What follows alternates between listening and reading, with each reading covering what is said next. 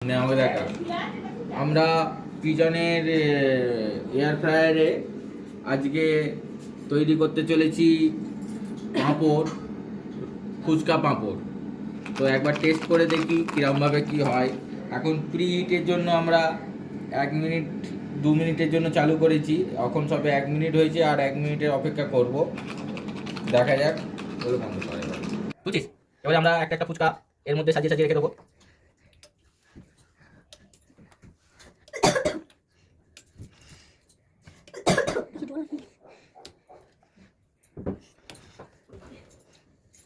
আর পাইনি সেটাও এখানের মধ্যে রেখে দিলাম। তারপরে এবারে আমরা এটাকে এয়ার ফ্রায়ারের মধ্যে ভরে দিলাম। আর এখানে 185 ডিগ্রির জন্য